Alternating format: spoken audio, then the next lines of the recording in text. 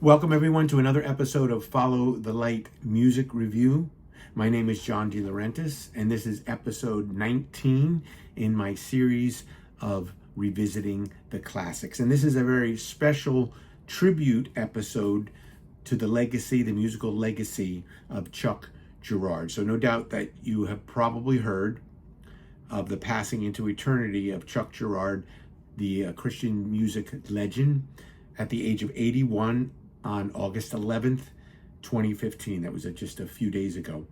So this episode is going to feature one particular album that I'm going to spotlight, but I'm also going to talk about some of the background, musical background of Chuck Girard, and talk about his time with Love Song and then where his solo career went.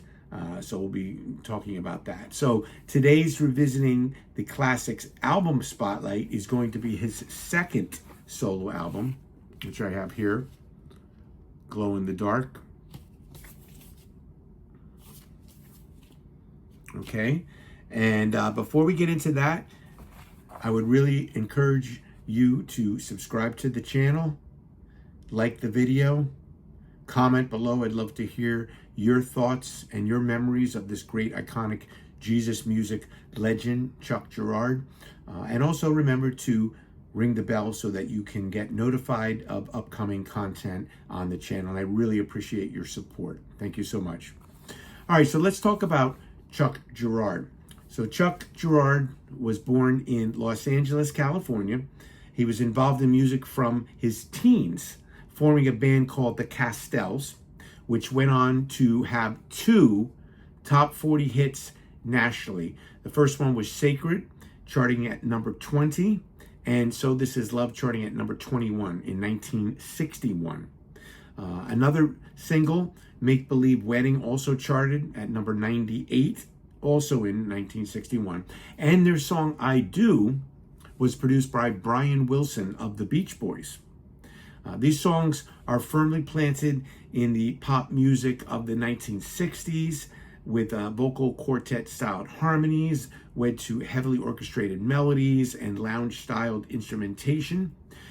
There are some compilations of their work available now on CD. Their music was released initially on the Error label, which was bought out, I should say, by K-Tel. So if you remember K-Tel, I remember K-Tel growing up in the 70s. They were the ones that were always putting out compilations of music. So K-Tel now owns the catalog of Error Records. So this success that Chuck had early on allowed him to share stages with people like Jerry Lee Lewis, Roy Orbison, and Brenda Lee. After the Castells, Chuck was in the surf rock band called the Hondells. And they also scored a top 10 hit in 1964 with Little Honda. And that was a song written by Brian Wilson of the Beach Boys. And they also charted with two other songs, one called My Buddy Seat and another one called Younger Girl.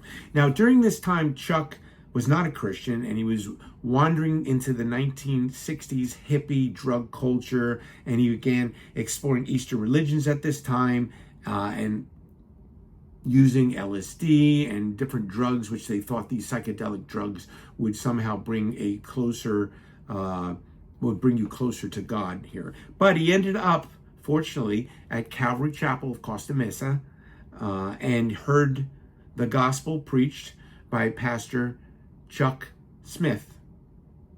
And in 1970, he gave his life to Christ. So this transformation led to him co-founding one of the earliest Jesus rock bands, Love Song, which actually was the name of the band he was currently in. So interesting, he was in a band, a mainstream band called Love Song, and they were going and performing in clubs, and then when he got saved in 1970, they kept the name Love Song. And so the band transformed after their conversions, because the other band members also found Christ. They transformed from this club band preaching that you got to find God through LSD to now proclaiming Jesus Christ as the way to find God. So very interesting story. So there is one song that predates their debut, their classic debut, which you might see up there on my shelf. It's a song called Maranatha, and it appears in the 1971 compilation album, the Everlasting Living Jesus Music Concert album, that features not only Love Song, but it features Gentle Faith. That was the earlier band of Daryl Mansfield. Children of the Day, The Way, and Selah are some of the people that were on there. And I had that CD long ago, and I was looking for it, and I can't find it. And it may be one that I, unfortunately, may have gotten rid of, which was not a good decision at the time. Why I got rid of it, I don't know, but I might still have it. I just haven't been able to find it, but it's kind of a rarity now, that CD. So going on from there, Love Song's debut album came out in 1972 on Good News Records and was one of the earliest Jesus music albums. So in addition, in the Love Song band, in addition to Chuck Girard on keyboards and lead vocals, the band consisted of Tom Combs on guitars, Jay Trucks, and apologies if I'm pronouncing these names wrong, on bass, Bob Wall on guitars, and drums were handled by John Raines, who is an American drummer and percussionist who played on various albums. It's definitely an anointed album that offers a pure worship experience to the Lord years before contemporary Christian music will become a business focused on sales. So it's a very pure album, and I do have my vinyl of it here. You see that I have it there, the CD version that came out, I think 2010, they were properly remastered and released, all three of the Love Song albums. But this is my original. Let me take the plastic off this so you can see it a little bit better. But this is my original vinyl copy of it. And I don't know if this one had lyrics at one point, but the one I have is just got the white sleeve in it. So that was their debut album, an iconic album. Like I said, an anointed album years before what would turn into the contemporary Christian music business. Fantastic album, and great songs that have become iconic in Christian music, from Little Country Church, Two Hands, Feel the Love, and Freedom. And they show a band that's firing on all cylinders in their pursuit of their faith in God. They also released one other studio album, Final Touch, in 1974, and a dynamic double live album, Feel the Love, in 1977. Now, Final Touch, I must have gotten this on the used market because it came without the cover, but it does have the sleeve in there, and of course these were released on the Good News label here. So I'll put a picture up when I edit the video of the album cover. Also, one of the albums that was released on the on CD, which I do have the CD. And then this is the original double live album. This is a gatefold opened up. Great collage of pictures there. Double live album, and this has a drum solo, which was very common in concerts in the 1970s. And the original CD release had edited out the drum solo, or edited it down. So the 2010 remaster is a double CD. That's also on my shelf there. And that restores the complete drum solo, uncut. So if you don't have those three 2010 remastered CDs of Love Song, I would encourage you to get those. If you can find them, hopefully you can. But those three Love Song albums are critical albums in the development of contemporary Christian music, Jesus music, as it's more properly known, in the 1970s. So in 1975, Chuck released his debut solo album, Chuck Girard, on Good News Records. And I have that one here. And I don't have the vinyl. This was one I've had a lot of these albums for years, and in different places I lived. The climate control may not have been the best, so this is one. If I have the cover and the vinyl sleeve, the record I don't have means it was warped, and I had to get rid of it. But I kept the sleeve and the lyric sheet inside. So that was his debut album, and that album yielded his most well-known song as a solo artist, and that's the praise and worship classic, Sometimes Hallelujah. Some other standout songs are the opening rocker, Rock and Roll Preacher, which became the title of his 2020 autobiographical book, Rock and Roll Preacher. And it's a quiet ballad that, one of the other songs on the album is Slow Down, which is a quiet ballad. Rock and Roll Preacher is a kind of a rocking opening to the album, but there is some mellower moments on the album as well. And one is Slow Down, another highlight on the album. And it's a quiet ballad that encourages believers to slow down and wait on the Spirit of the Lord. And Amy Grant has cited that song as one of her favorite songs that really encouraged her at the time in her walk with the Lord.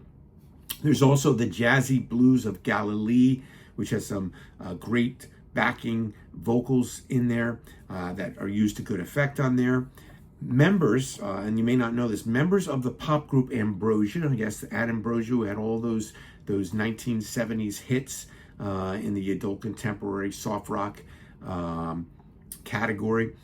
They serve as some of the musicians on this debut Chuck Girard album, such as David Pack, who plays acoustic and electric guitars, drummer Berlin Drummer, and bassist Joe Puerta, and keyboardist Christopher North are also on this album as well. And this is one of those albums that has the listing of the musicians here. I always like this one. I love when albums give you not only the lyrics inside, and of course in the vinyl era, you have that bigger size to take care of, which is great. So I always loved having the lyrics, but I also like to know who played what on the album. And this has all of the songs here with all of the musicians listed for each song, which is really cool. Now today's focus, the debut album is a classic 5-star album, definitely an iconic album and a fantastic album from beginning to end. But I'm focusing, for me personally, on the second solo album of Chuck Girard called Glow in the Dark. And this shows further abilities of Chuck in his songwriting, who can craft rockers, as well as some beautiful melodic ballads. We're going to look at this album first, and then we'll discuss the songs. And then I'm going to mention some of Chuck's other music that came after this album, the rest of his solo catalog. I'll show you the ones that I have. Some I do not have. I'll show you pictures of them when I edit the video. But this is my vinyl copy, again, I showed at the very beginning, of Glow in the Dark. And this is his second solo album. Okay. And this solo album does come, again, with the lyrics inside. Has the Good News logo. Yeah, these were released on the Good News label, all of these. And this is a great album.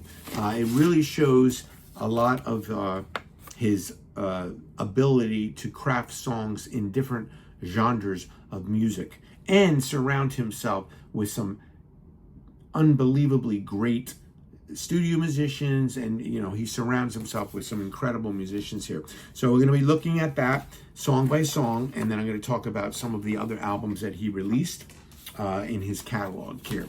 All right. So this song opens up with this song Anthem, which is a straight, short a cappella song that features gorgeous vocal harmonies, surprisingly all done by Chuck. And it prepares you for what's to come. And it has that, for some reason, the song that was going through my head when I heard that was an old 70s R&B soul classic called Have You Seen Her by the Shy Lights, where it goes ba ba ba ba ba ba ba ba ba ba. It's kind of something like that. Not exactly that melody, but a different melody. And it just kind of like ushers in the framework of moving into this album. And from there, it goes on to a song called Calling You. So this opens up with some tasty electric guitar lead fills by John Lynn, with some nice strummed acoustic guitar strumming by Larry Myers. Now, Larry Myers, the song, when he's playing on here, and the vocal harmonies, and with John Lynn and everything, it may give you kind of like thinking that this sounds a little bit like the Eagles. That's what I was thinking. It sounds like the kind of the music of the Eagles in that style, coupled with some vocal harmonies of the Carpenters layered in. So again, very interesting musical blends here. Some lovely guitar solo fills are woven in to the infectious soft rock that's here. Russ Kunkel plays the drums, and Leland Sklar plays the bass. Again, premier studio musicians here. This is followed by a song called I Remember. Now, this is probably the hardest rocking song in all of Chuck Girard's catalog, and probably my favorite song. I'm a rocker. I mean, I love all kinds of music from Keith Green to the thrash of Deliverance, but I really, really love this song by Chuck. And it may be one that's not mentioned very often, but this song rocks out. And you know, for me, it's definitely my favorite song on this album. And it features, again, expert musicianship from Jim Gordon on drums, Rennie Press on bass.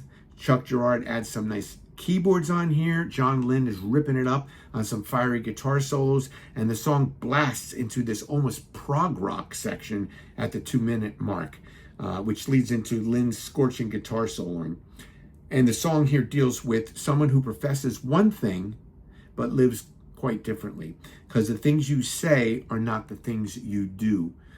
So this is just a great rocker. If you get a chance, stream it, go on YouTube, listen to it if you've never heard it before. And maybe you weren't into Chuck Girard or Love Song because they were too mellow for you, but listen to this song. This is a rockin' song. Like I said, hardest rockin' song in Chuck Girard's catalog that I know of. This is also followed by a song called Return, which is subtitled Return to Your First Love.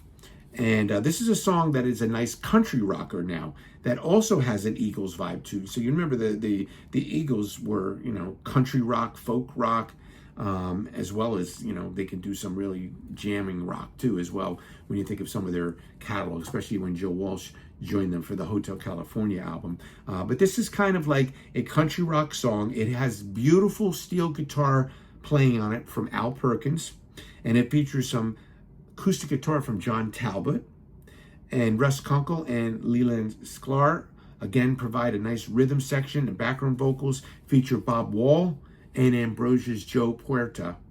And the song here is a song that encourages believers to return to their first love of Jesus.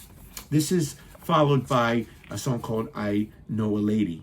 All right, and this is a lilting, acoustic-based ballad that brings to mind the music of John Denver. So if you think of John Denver, that kind of style of music, this kind of reminds me of that. The acoustic guitar here is played by Dan Ferguson, who's a session musician and a member of the band Rare Earth. If you remember Rare Earth in the 1970s, had that big hit, I Just Want to Celebrate. He was in that band. Drums are played by session player Jim Keltner, and bass is by Klaus Vorman, another session musician who at one time played for John Lennon on his live Toronto rock and roll revival in 1988. And some gorgeous oboe is added into the song as well, played by Bob Cooper, who played with the famous jazz band leader Stan Kenton. And all of this gives this song kind of a lush feel. And one thing, like I said before, Chuck surrounded himself with top-notch musicians, and he himself being, of course, top-notch musician, songwriter, keyboard player, singer, and background singer. I mean, when you hear the background vocals on some of these songs, you think it's a bunch of different people, and it's all him layering in those background vocals on there, sounding great. And again, Larry Myers is on here, who's an American pastor who played with Bob Dylan, Bernie Ledden of the Eagles, and Johnny Rivers, and he adds some backing vocals on here. And this song is a tribute song to Chuck's wife here. So it's a kind of a romantic song here. The next song, No, No, You're Not Afraid. This is a shorter song that may bring to mind to maybe the music of Harry Chapin a little bit here. It's a very soothing ballad with a sweet vocal delivery as he sings a song of encouragement to a believer. The song on this one features drums by Jim Keltner again, and some striking nylon acoustic guitar playing from Dan Ferguson. And all the lovely background vocals are done by Chuck himself on this one. And this is the song that closes out the vinyl side of the album. After this, side 2 opens up, if you're listening on vinyl, Something Supernatural. This song was the single that was released from the album, and this song is a smoking blues number, features some blues harp playing by Cliff Woolley that has a nice element to this rocking highlight of a song on the album. Chuck sings with passion and conviction as the narrator sings about the change he sees in a person's life from his old habits, and he kind of lists some of those in the lyrics. He says, "But yet I see that you no longer are a cussin', you don't read Playboy, and you shun the liquor store." Yet he does not know exactly how to respond to this something supernatural the person says he owes his transformation to. So it's like a person who's radically transformed saying it's something supernatural. And of course, this leads to witnessing to this person to the point where at the end of the song, the person is saying that now they may be feeling something supernatural as well. Burleigh Drummond and Joe Puerto from Ambrosia, again, play the rhythm section on this one. And this is followed by a song called When I Was Ready to Listen. This opens with an emotive piano played by Chuck. The song is accented with some nice synthesizer touches played by Gabriel Katana, who was in the 1970s AOR rock band Buckeye. You may have heard of them. I think they only had one album. Chuck does all the background vocals again. He layers them into like a choral type vocal soundscape that majestically builds the song up before the lead vocals enter after the 2-minute mark. The song deals with the peace that can only be found in Christ.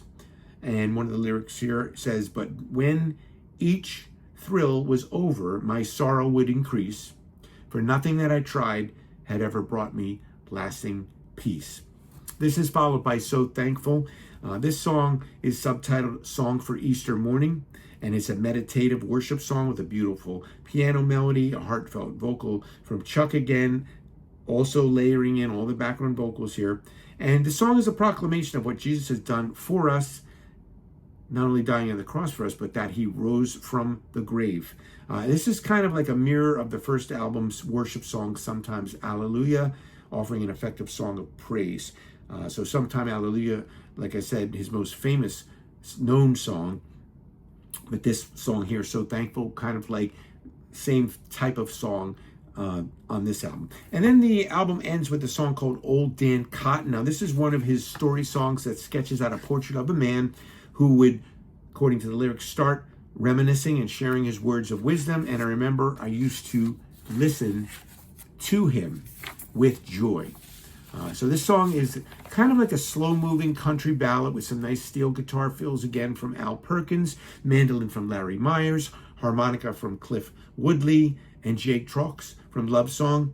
And singer-songwriter Dennis Correll joins Chuck in a jubilant choral soundscape doing some of the background vocals. It's a really nice way to close out another fine album in Chuck's discography. All right, so that was his second album. He did release 2 more albums in the 1970s. The first one is Written on the Wind, and I have that one here. This is released in 1977, also on Good News. And this one does have the lyrics inside. So that came out in 1977, and then he also released in 1979 the Take It Easy album. Okay, and this one, I think, yeah, this has the lyrics in it as well. So that closed out the 70s for him in terms of his 70s output on Good News Records. And then he did one final album for Good News Records, and that was his 1980 album called The Stand. Okay, and this does have lyrics in it, yeah. So this one has the lyrics too. There's a picture of him in there. So this was his final album that he did for the Good News label. I don't believe this one has ever been released on CD. But the other 4 have been, so I wanted to show you that really quick. Seven Thunders Records, which was Chuck Girard's record label that he started, fortunately released all 4 of those great 70s albums that came out on Good News in a double CD set. So there's nothing in here. There's no lyrics or booklet or anything, but yeah, I have the vinyl so I can follow along with the lyrics in there, and I can also look at the album credits, who played what on it. But I'm so happy to have this. If you can get this, I believe this is still available. I think I saw this on Amazon just recently for 25 bucks. Grab it up, get it before it's gone, so you can have these great classic 70s albums in beautiful sound. I'm gonna say these are not vinyl dubs, not to my ears. I'm not an engineer, so I could be wrong, but I listened to this and it sounds crisp and clean, as if the original masters were what were used to transfer them to CD. It sounds great, and it's a great collection. You got the first two albums on the first disc and the second two albums on the second disc. So really great album to have. And I wish that the stand would come out on CD. Like I said, I don't think that one was ever released on CD. So there were a few years between albums, and his next release came out. I'm jumping ahead of myself. After this, Chuck did create that label I talked to you about, Seven Thunders, and his next album moved in a praise and worship direction, and it was called The Name Above All Names. So that was his first album, and I do have that one on Seven Thunders record. And this is a straight up praise and worship album. He felt like that was the direction he needed to go in, so he released that, and that one came out in 1983. So it was 3 years after the. So I guess that was a few years. It was a few years after The Stand, and that album actually was released on Myrrh Records to the UK and European market, but here in America it was on the Seven Thunders. And then there were a few years in between that album and his next release, which was Fire and Light. I don't have that. I'll show a picture of it. That was released in 1990 on Aesop Records, so that's kind of a little bit 7 years in between. That album features Tim Chandler, who you might remember that name from Daniel Amos and the Choir fame. Also Swirling Eddies too. Plays bass guitar in here. The album mixes praise and worship themes with a more rocking musical landscape. So it has like really some rocking songs on there as well. And it was Chuck's first album that was recorded in the digital realm. Remember, the digital recording and all that stuff was coming into play during that time. And so that was his first album released, working within the digital realm of music recording. Then in 1995, he reunited with Love Song for the Welcome Back album.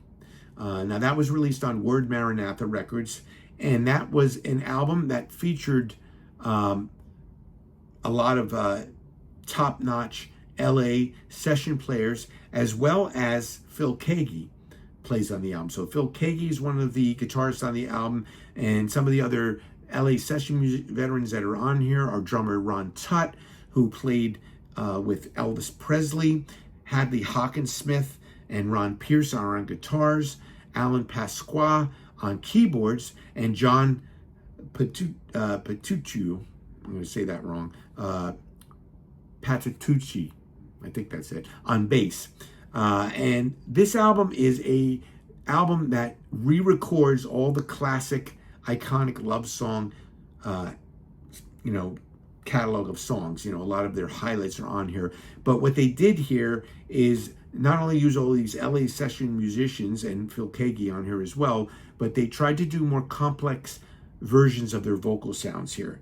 And again, the impetus for this album coming out was because they were seeing a lot of stuff coming out on CD, but none of the love song stuff was coming out on CD. And then all of a sudden, there was word coming that things were going to come out on CD. And so they ended up continuing with this project because they figured, well, let's get this out on CD with some of our songs re-recorded. But then eventually the love song albums did come out on CD. And like I said, the 2010 versions are the ones that I have. 2 of them are up there. And the other one is, of course, the Final Touch album. The 2010 remastered versions are the ones to look for. They have, they're all in like what they call cardboard sleeves with the CDs. They have some notes in there, and they have a booklet in there, and they're really, really good. So I think you could still find them, look for them as well. But that was kind of a, an interlude in between his solo career where he reunited with Love Song for that Welcome Back album. And then after that, he continued back to his solo career. So Voice of the Wind was released in 1996 on Seven Thunders Records, and it's subtitled Personal Worship Volume 1. It is a praise and worship album that features some portions recorded live at Westbrook Chapel in Bakersfield, California. And it features noted guitarist Caleb Quaye. And if you don't know that name, Caleb Quaye was a one-time guitarist in Elton John's band. And he's played on a lot of different albums. In fact, he plays on one of Mylon Lefebvre's, in fact, he plays on the last Mylon Lefebvre pre-Christian phase. Before he came out with Brand New Start in 1982, he released an album on Mercury Records in 1979 called Rock and Roll Resurrection, and Caleb Quaye plays on that, the guitar player. In fact, he does a lot of great lead guitar solos on that one. So Caleb Quaye is on that album.